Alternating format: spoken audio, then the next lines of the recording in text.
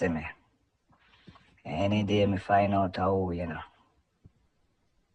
that person can't hide from me, 'Cause me not care who it may be.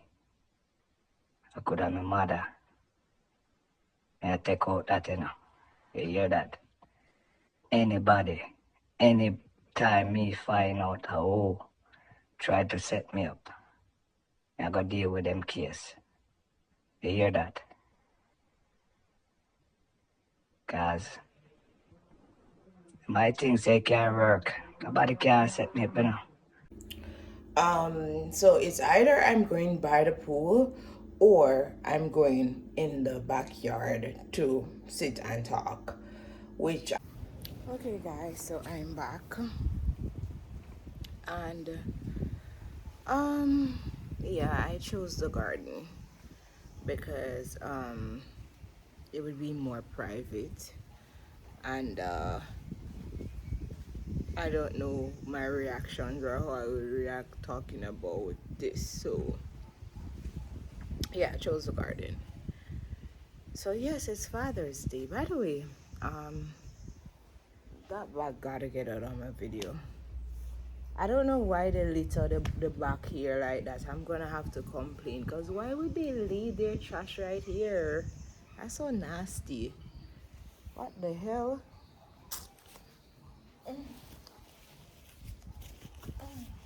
It's really, really cool. Yeah.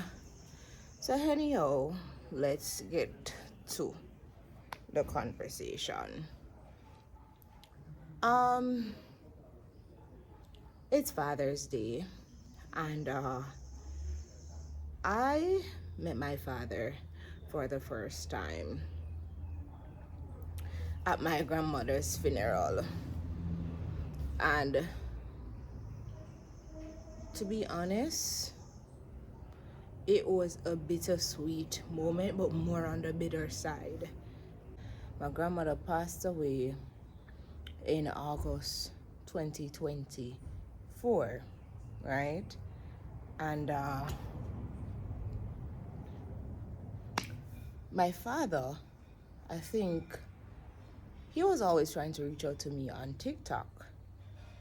And I don't remember how we got each other number, but lies.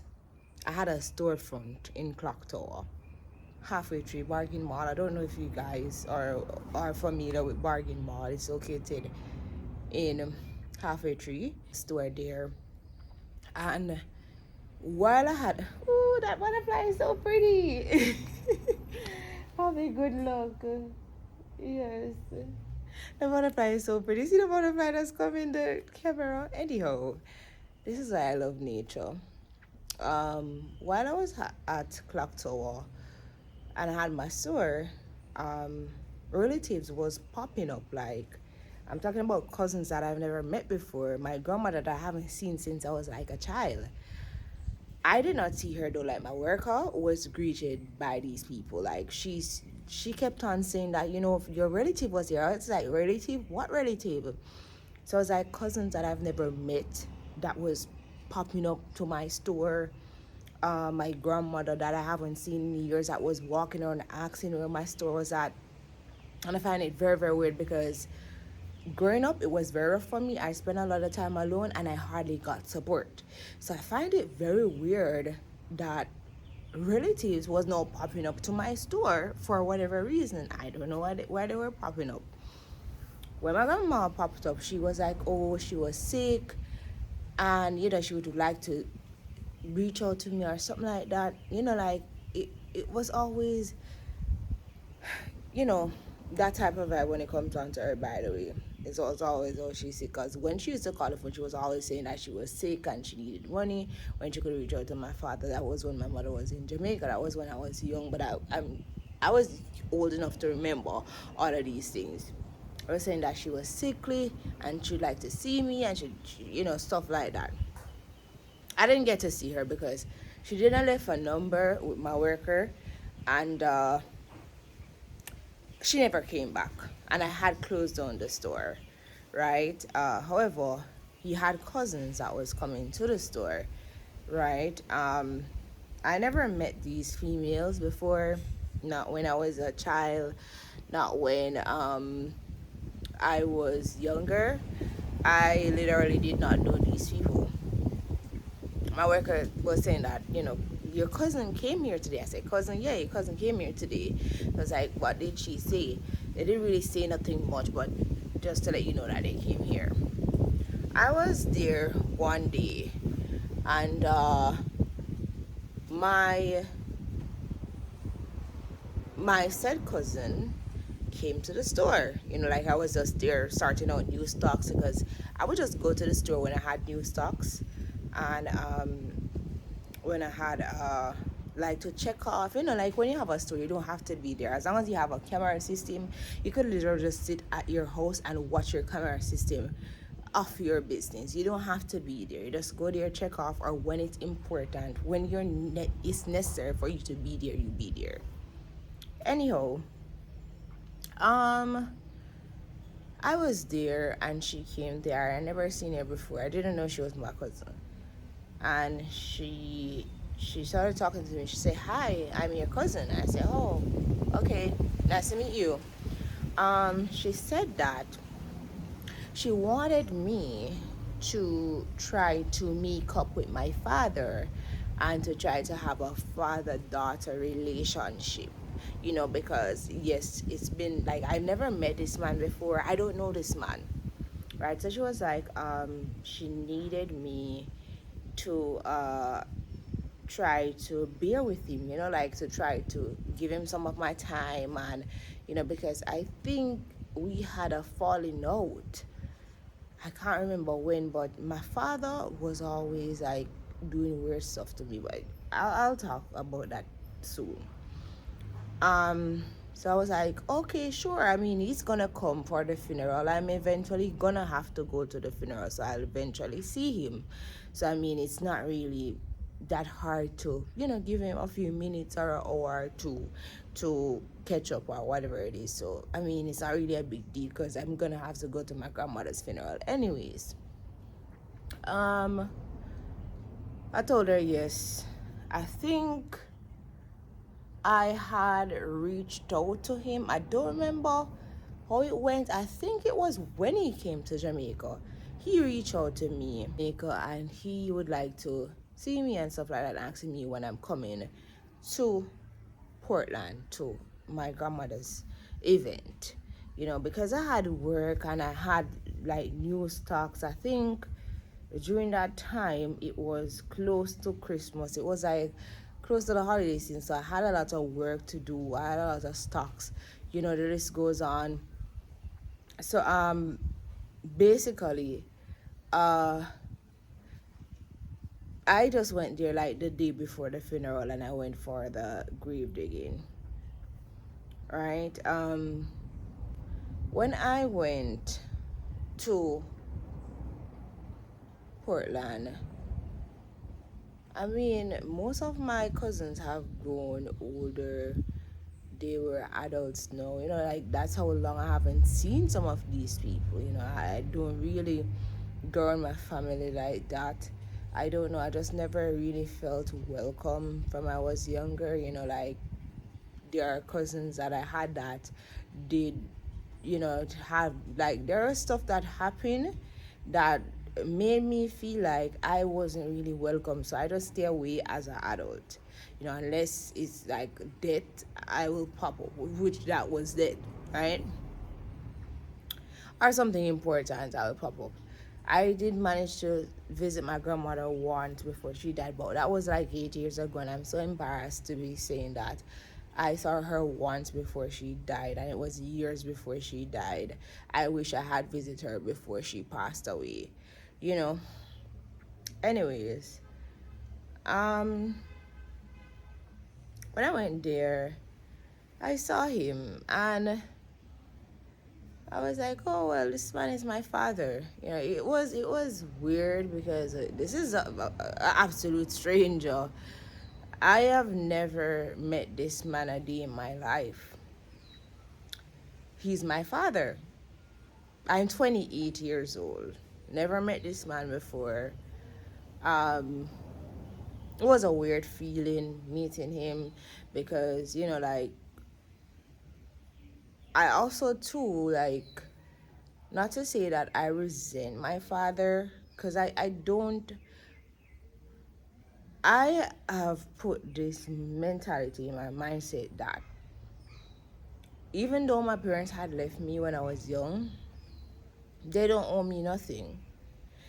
So um not to say that I resented him, but I was like, yeah. Anyhow, it wasn't much of a big deal. This man is my father. I'm meeting him for the first time. We went in the room that I assume he was staying in at the house, because it's a big house, like a 5-bedroom house, 5 or more bedroom house. He had a room for himself. Because family house is very, very big. Uh, when I went in the room and we sat on the edge of the bed, we started to talk, and I noticed his aura. He have a horrible energy, horrible aura, horrible spirit. My spirit didn't take him as a person. To me, this was like a stranger. Yes, he's my father, biologically. DNA wise, is my father, but I don't know this person. I still don't know this person. I wasn't emotional either. It was just like, I didn't say that I was feeling bitter, but it was just like a regular feeling. Just meeting a stranger that you probably had spoke to multiple times for the first time.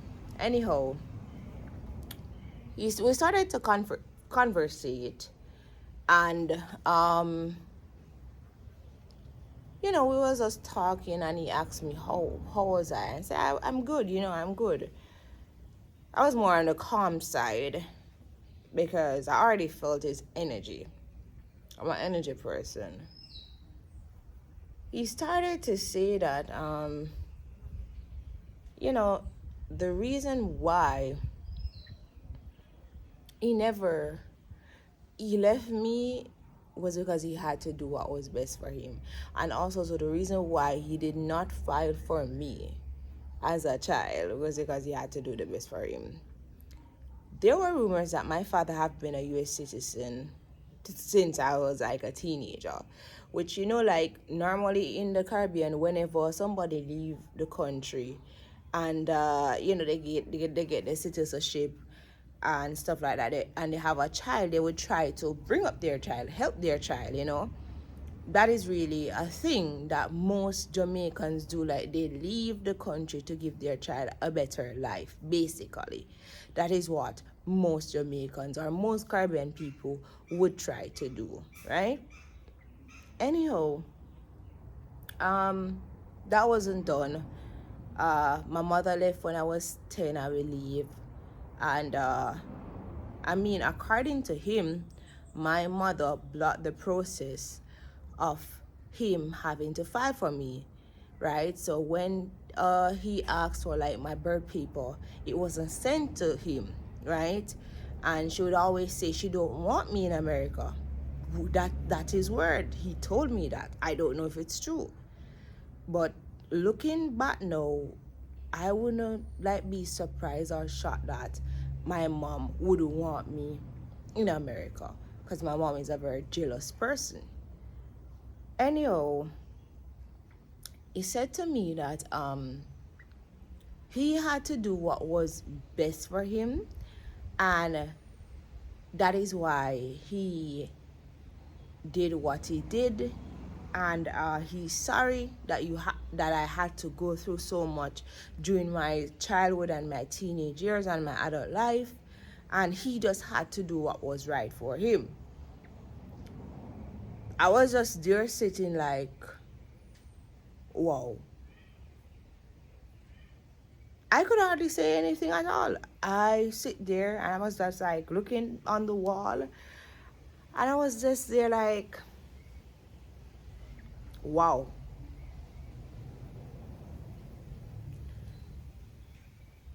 I was half a shock because I was like, you have one child and you're a man, and you never try to help your one child.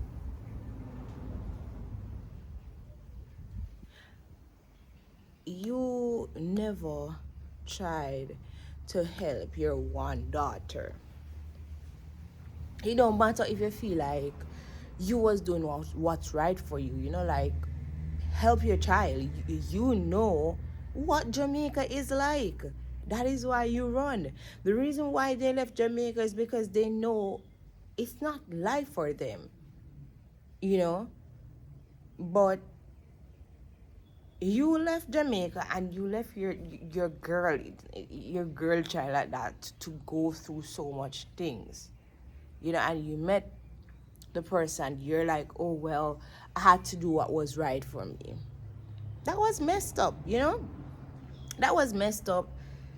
However, it was such a bitter moment to the point where I was like, like I didn't argue with him. I think I had said something to him and I said, but don't you think you could try harder, or you could try? And he was getting defensive and he was being very disrespectful. I stopped the night. I did not say much, anything else in the conversation. I just let it be. Right? I just let that conversation be. Right? I said, well, this is the person who my father is. Well, because I would always think that my father was somebody that care about me. But I was finding out that day that this nigga don't give a fuck about me, and this nigga didn't even care to save you, you know. Yeah, and that was fucking harsh. It was shocking. It was me looking in the wall. It was me thinking, what the fuck? What the fuck is this?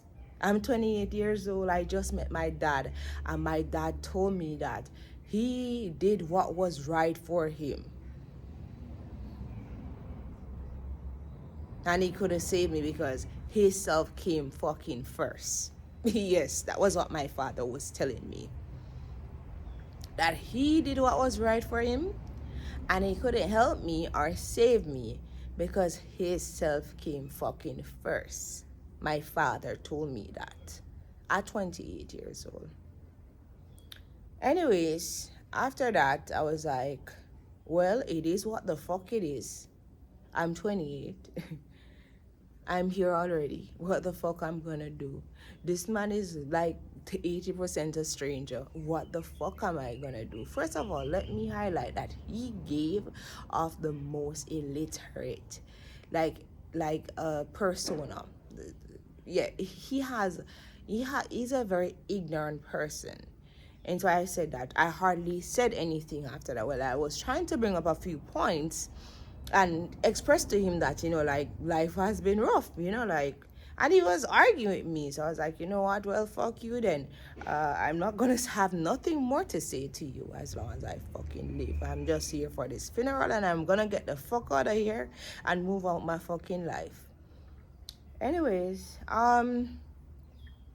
basically, that was hard. I was shocked, emotional, but I couldn't cry. I couldn't shed a tear. Not yet.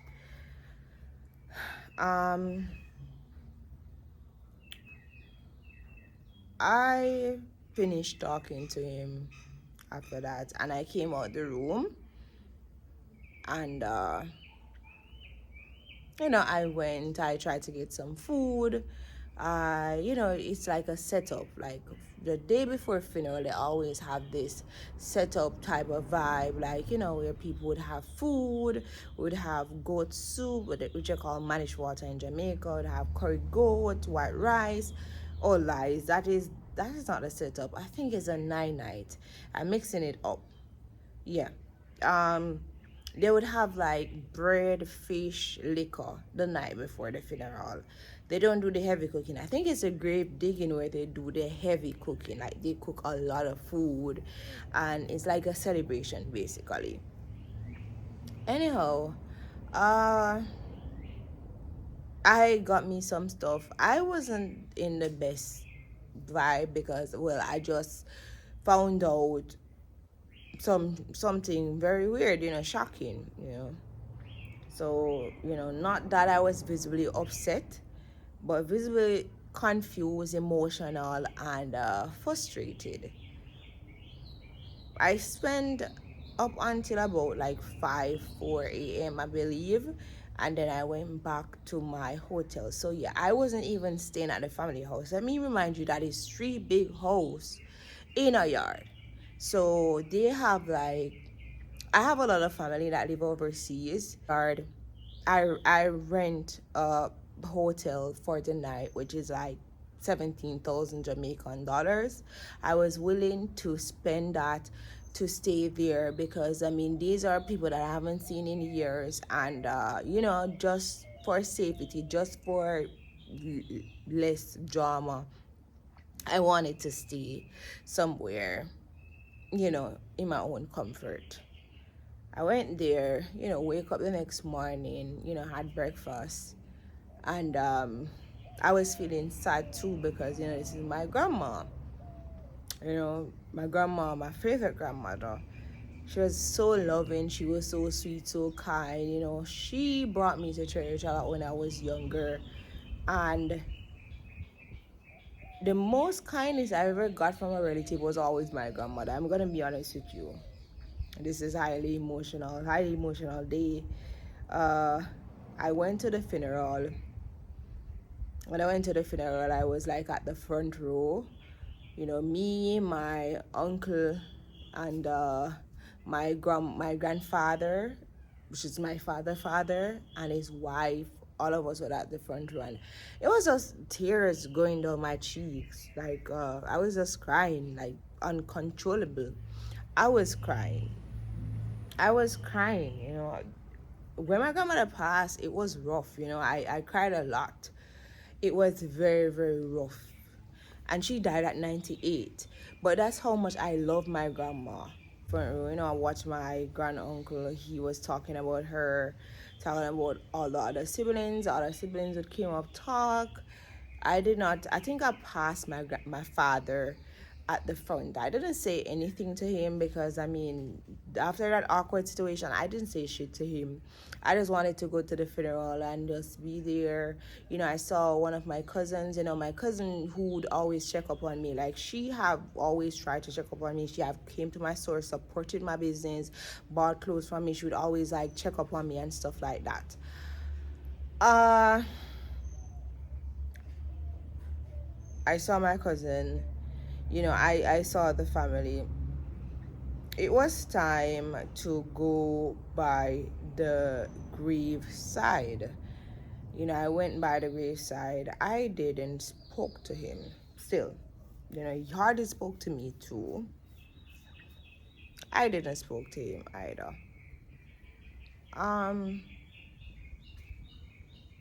When after the graveside, it was just very emotional. A lot of us was crying. It was a real emotional day. Very emotional day. I told myself I was just gonna leave because yes, I have a store back in Kingston. I have to come back to Kingston to run my business because I mean I don't live there, and then I have a business to run. I would stay a little bit. You know what? I have a business to run, so I have to leave. While I was leaving, my father had caught me leaving, and he walked me to my car, and what he was mostly saying is that I should not turn my back on him and I should try to stay in touch with him and stuff like that. And when he comes back to Kingston from Portland, we should hang out and have drinks and try to catch up back and stuff like that. In my head I was saying, hell fucking no, not with your aura, not with your attitude, not with your energy. I'm not fucking going nowhere with you. That's what I'm saying in my head. I have all right. I have all right. Yes, I do. Anyways, I got in my car. I told him, I'll keep in touch with you because, I don't want to be argumentative. I lied. I fucking lied. Yes. And I think I have all